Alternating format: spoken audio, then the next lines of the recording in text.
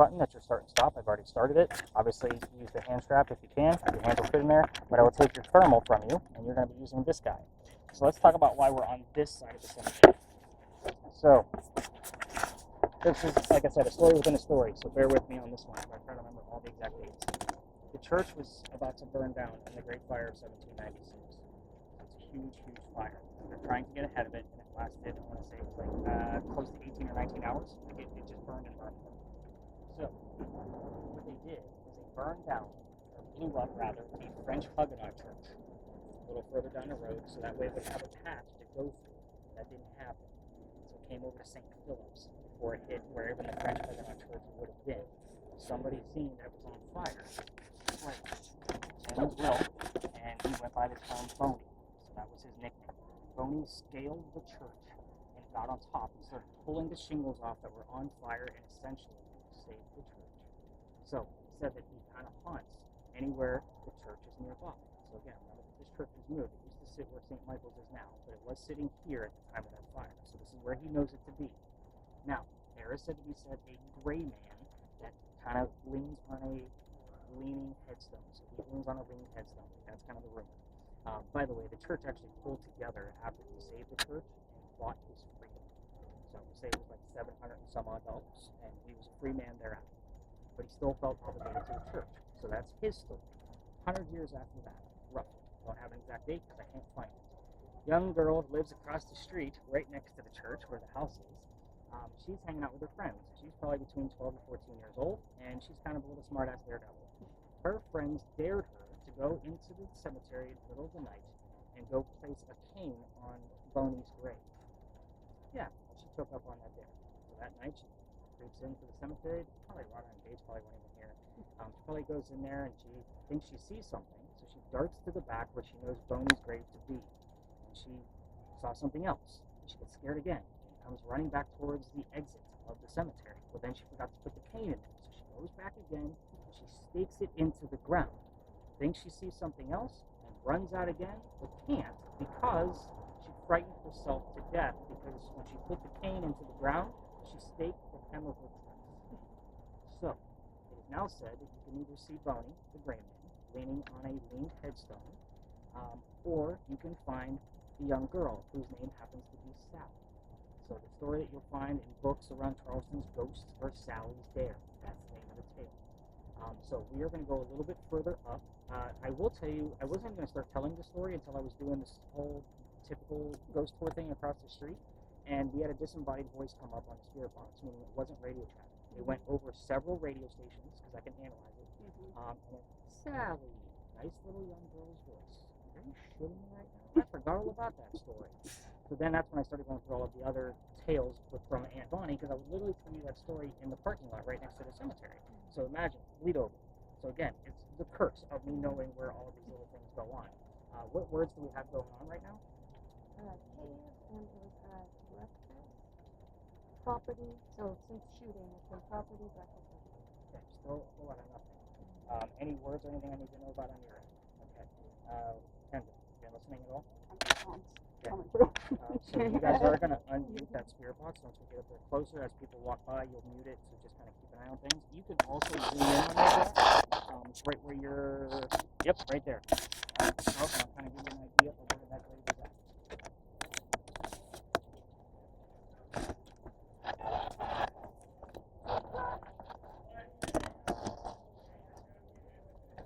So I want to say that this tree is like the cutoff point is as far as I can take you. So we're going to get your camera right up here, and you're going to go in like that direction. So if you want to try to get around that, what is these large roots out here?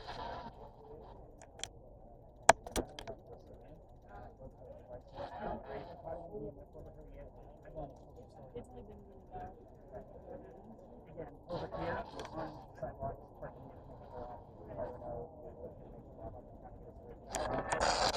I brought us away.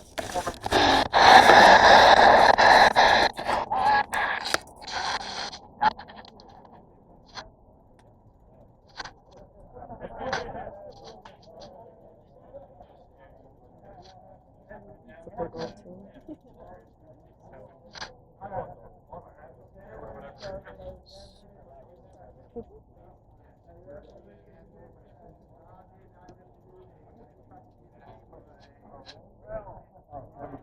a good shot. That's like shit I can do on social media, man. Give you a job later. Kendra,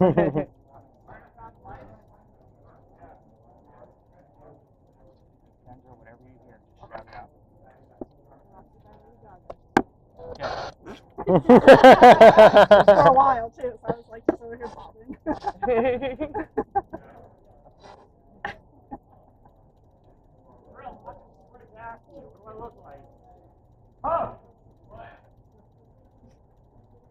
Oh, I think so.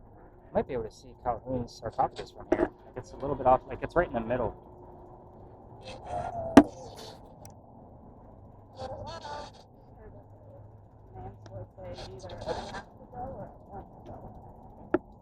I think I want to go.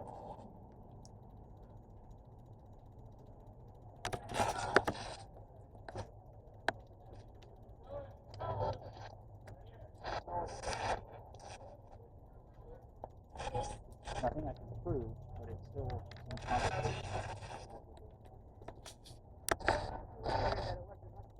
I'm getting a lot of Friday night. normal. Yeah, but this one was like a normal talk.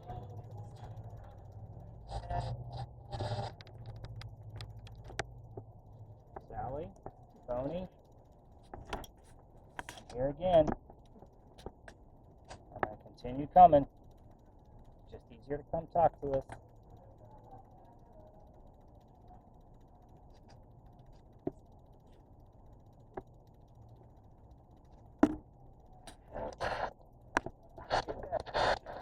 What did that say?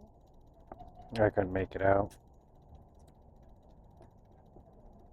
I almost thought it said pick me up. But Said what? I said I almost thought it said pick me up, but I'm not sure.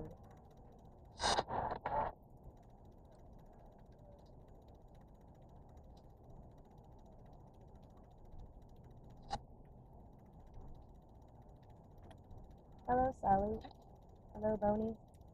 Never met you before. Heard a little bit about your history.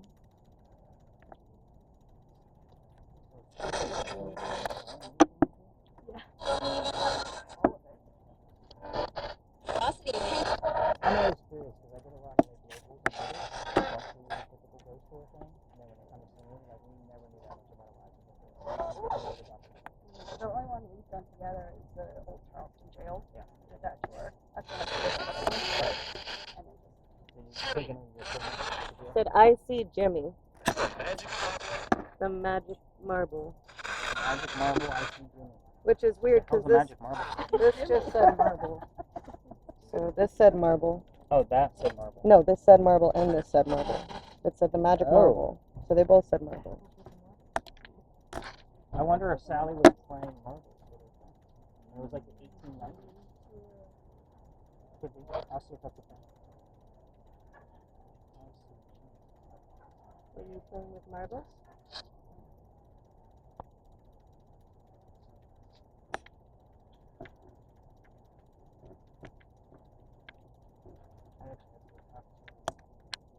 Is that you, Sally? Are you here? Or is that you, Boney?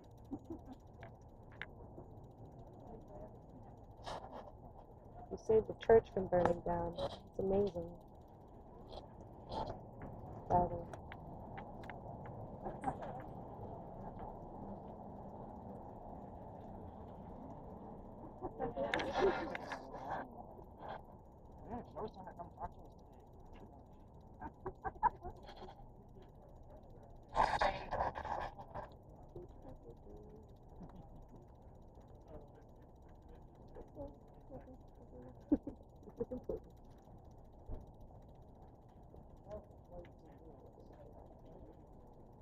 Is because you guys all live here. So, literally, right on the other side of the cemetery is the pirate house. So that's where the pirates would come in off the ships and they would go have a few drinks and meet with a few ladies. But there is rumor that there were tunnels from the pirate house 1 block away over to where Dock Street Theater sits.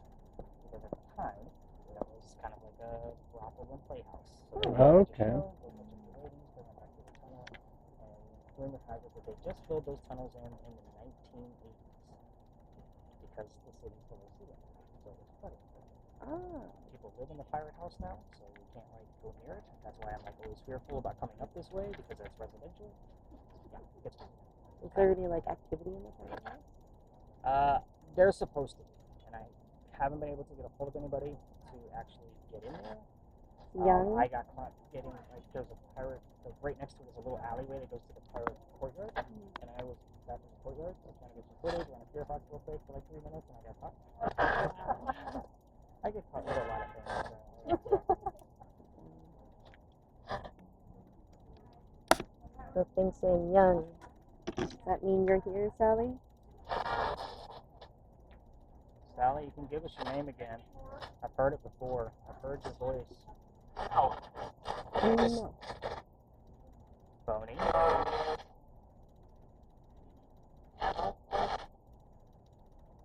Phony, can you tell us your real name?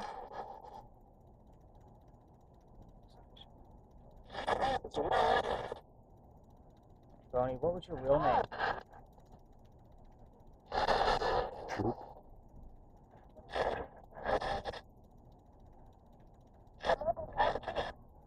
Round. Something. Troop round.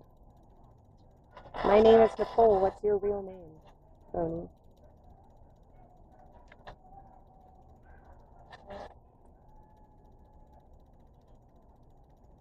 Round, huh? Does that mean he's around?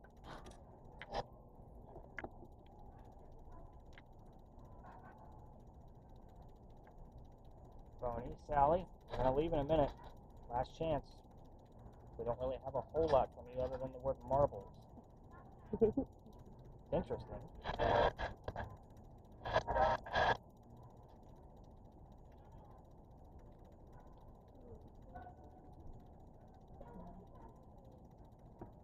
Are all the stories true? You gotta be able to verify things for us. We're not here just to tell stories about you.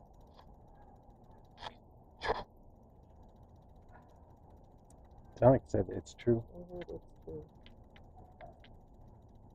So the stories are true about you? You saved your purse? Wow. That doesn't sound really good. Any words at all in the Ouija? That's amazing.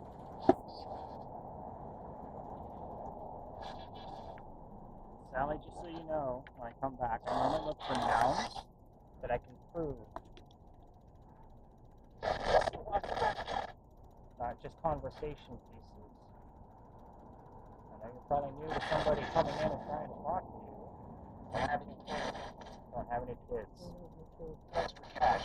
Extra cash. 25 cents off a gallon. Get upside today.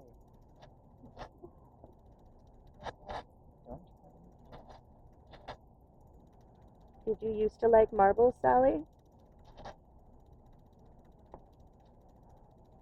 They even had marbles back then? 1890s, yeah. Like marbles and jacks. Emma. Emma. Emma. Who's Emma? Is Emma here too? You ask a lot of yes no questions. I'm trying not to, but it just keeps coming to it. Alright, Josh, pull your camera out of there. I think we've got enough to at least where we can start.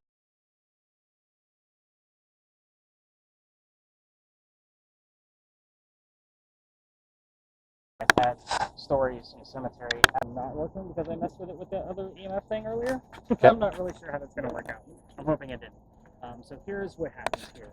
By the way, Dr. Ladd does love to come through here because his house that he lived in that I told you guys about earlier, 59 Church Street, it's right around the corner. His code word is purple. I'm telling you, I'm not telling them. So that way they're not looking for it. Make sense? Mm-hmm.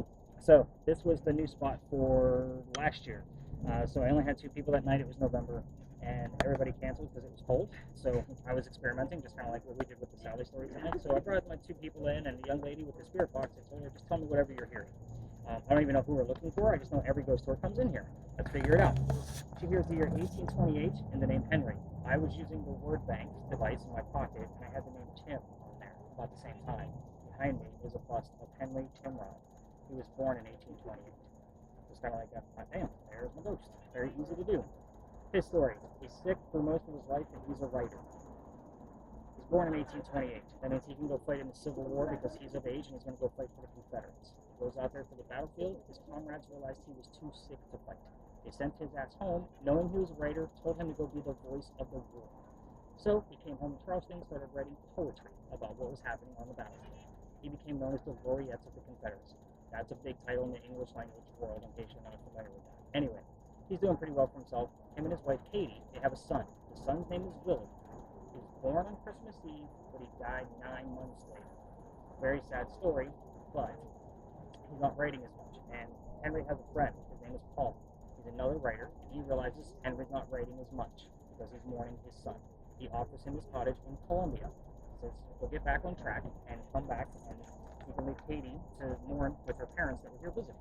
So we took him up on the offer. He goes out there, and that's where he wrote his last words. His last words were, "Beholder of brief mortality," which modern English means dear person with a short life. Then he coughed, and it landed on the page in a blood stain. He had tuberculosis. He died right there, age 38. Now, we're here because of the blood stain. They show it one day a year at the Charleston Library Society over on King Street. The reason why they show it is because it looks like a man writing at his desk. It's the silhouette of a man. So we call it the blood book.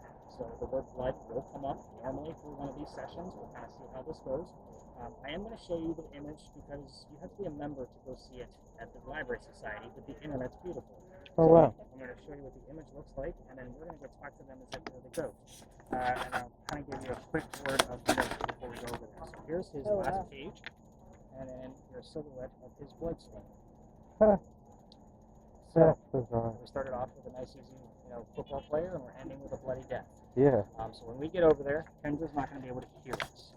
So a couple of things. When she's too loud, because that could be a thing with her, she does have a very big voice. You're going to tap her on the shoulder, and I'll give you that cue to tap her on the shoulder. She's going to know this when we get started. So that means for her, quiet down. When we're done, because she can't hear us, you're going to tap her on the leg. And that way she knows to take off her own gear. I'm never going to touch her. So obviously Nicole's going to be able to hear me. So again, I'll just give her the cue. This is not going to be good for our session at all. Henry does not like the crowd. He is not a fan of this at all.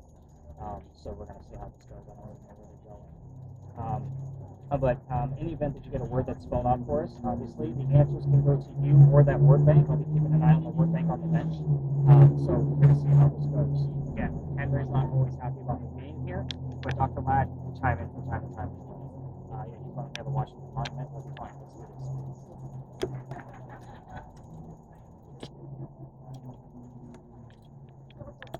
Figure it out? I don't know. Gave up. I made holes in it, but do the holes are those for your ears? They are. But So right in between those holes, there's a seam. It's perforated. Okay. Rip it. Wow, you're being way too generous. people are watching me now. I'm panicking. Okay, look away, look away. Yes. Oh. Before you put anything on, you're going to have both headphones on, and your spirit box is going to be loud enough where you cannot hear me. When you hear things, you say them. Oh, yeah. So you hear it, say it. Hear it, say it. That's how this goes. However, in the event you might be too loud because you have an escalated voice, he's going to tap you on the shoulder. Okay. That means quiet down. Okay? We have neighbors. I try not to piss them off. There's literally a house behind you with their doors open. So you get the point. When we're done, she will tap you on the leg. That means take off your own gear. I'm never going to touch you. Hopefully you appreciate that. So, it's never going to be me. So again, we will do this for 10 minutes. And literally, you can also give me the yes, no's because you don't know what I'm asking. So I might ask our ghost if I'm wearing a black vest at this point. You don't know what I'm asking. So, Nicole, with yours, I'll go ahead and get yours started while she gets yourself all geared up. So, blindfold first. Obviously, your glasses are going to play a part in that. I have to take them off. So the minute you put those headphones on and you start hearing things, start talking. That's when I start the timer. 10 minutes is what we're going through. Nicole, you're going to see a galaxy off in the distance. It's going to be swirling and bustling around. It's just there to keep you awake. You're not looking for images in the galaxy. A lot of people try to do that. Okay. You don't need to do that because the images that will show up will be in front of that, and it will look like a photograph, a painting, a cartoon. We don't know what it's going to be just yet. You're going to simply describe what you see. Two ladies, bench, tree. Keep it simple. Reason being, she's going to be talking and not knowing that you're trying to talk. In the event she's not saying anything, I will ask you probing questions. It is 11:12, just so you guys know. Did you crank up? Crank it up. Can you hear me? What color is a blue banana? Perfect. So I'm just setting it up for you right now. And then all you'll have to do is look straight ahead. In the event that it's blurry, right here at the top where my thumb is at, there's a focal button. You just move it whichever way you need to go back and forth. So that way, because everybody's eyesight is different, it will move the focals inside of there, so that way you'll start to see them move and come together. Kind of. Try not to look down. There's virtual buttons in there. You'll hit the buttons and screw it all up. That's weird. No pressure. All right. Glasses will not fit in there. Try it, but I doubt it. Okay. We are going. Not said a word yet. What does it feel? Normally they put those headphones on and they are rolling. Henry, I got two ladies on the bench tonight. I know you're not always happy about two ladies on the bench, but let's see what we can talk about tonight.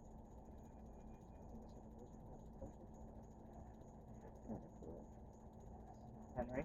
1, 2, 3, 4. Henry, let's talk about what month is coming up. Can you tell me what month is coming up and why we need to talk about it?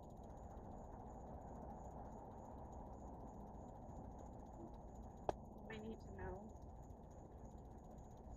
Just so everybody that can hear me knows, Henry and his son both died in the month of October. Henry, Yes, something. what happened in the month of October? I'm diving right into Watching. tonight. You can give us images too. It looks like a heart beating, like a realistic heart. What's going on with his heart? Is it in a person? Is it on a desk? What's going on? That's done now, but it was just sitting, it just looked like a big, gigantic bleeding heart. So he did have a bleeding heart after losing his son. That makes a little bit of sense. And it was like beating. Well, it's going to look like it's generating, like it's going to move. It won't come out that way when we see it. It'll be a still image, just so you know. Okay. Henry, appreciate the little bit of a metaphor that you've given us in that image, but can you give us a little bit more about what happened in the month of October?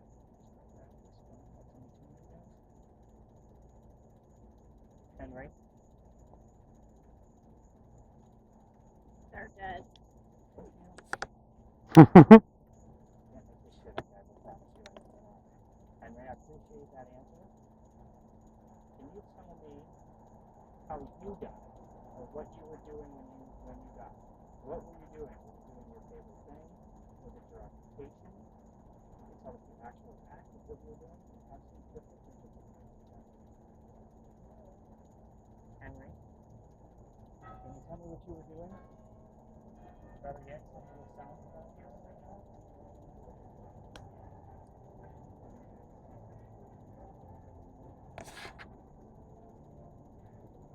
Henry, answer these questions, images, or words.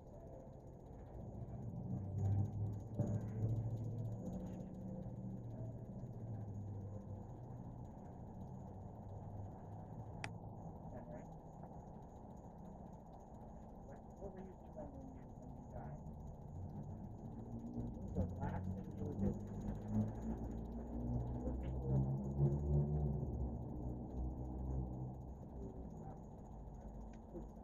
Now you can give us an image of what you were doing. It's pretty easy to manipulate that box to show us what you were doing. I'm looking up, but the buttons are coming up. Okay, look up a little bit further, because it'll drift. I don't know. That's actually not my eyes. Right. My face. Yeah. We're good now. Henry, a little technical difficulty. Henry, tell us what you were doing. This is a question I've never asked you before. Right now. I already do know. I'm waiting for you to answer. A little bit more validation that you're here. really had a full conversation in a while.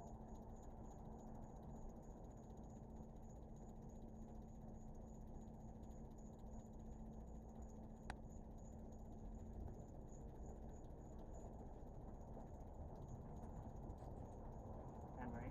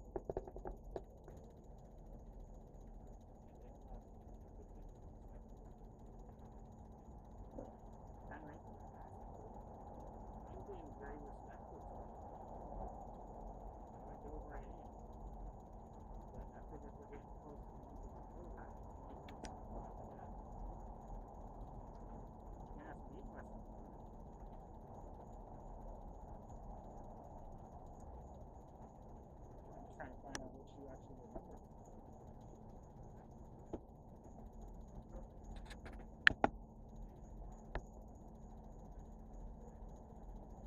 Henry?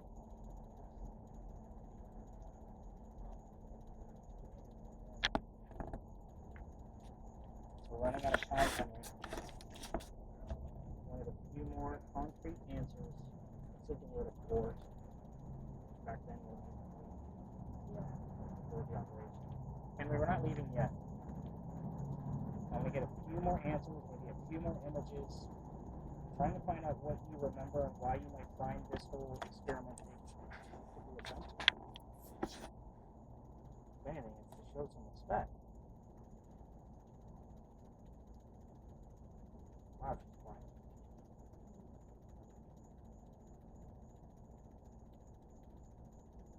Henry? Dr. Ladd came here with you.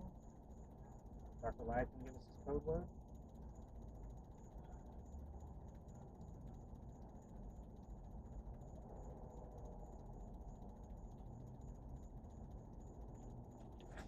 Henry? Join us. Well, I'm not going to die to join you.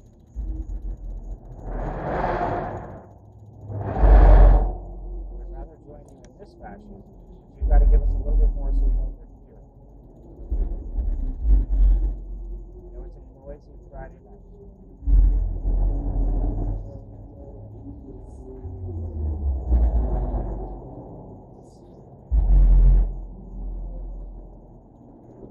And we are running out of time. We're down to about 2 minutes. Give us any other images of October 1867 or 1865. We'll take it. There it is.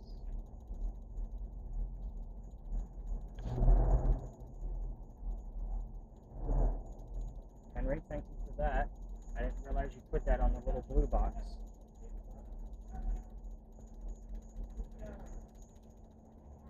Can you tell us maybe who gave you the... Why? Who lent you their cottage so you can go do what you love to do? What was his name? I'm trying to help you remember. Something crimes. Henry? We're running out of time. Can we get one more image from you? Maybe to show us what you were doing? The same word that's on the little blue box?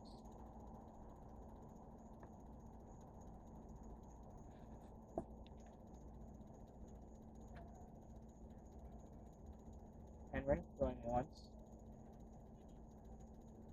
Going twice. Dr. Ladd, your last chance as well.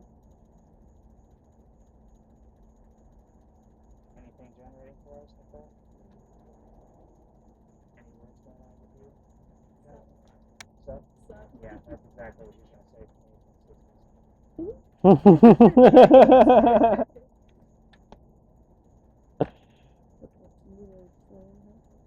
Henry.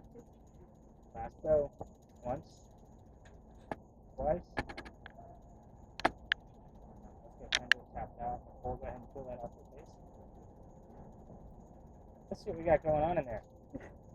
Alright, neither one of you get up. I don't need baby giraffes falling on the ground. I'm going to call this slightly successful. So I have like a rating scale for how based on the time frame that we actually do this. So I would say that we had 2 direct answers that are validated. You can go ahead and hit stop.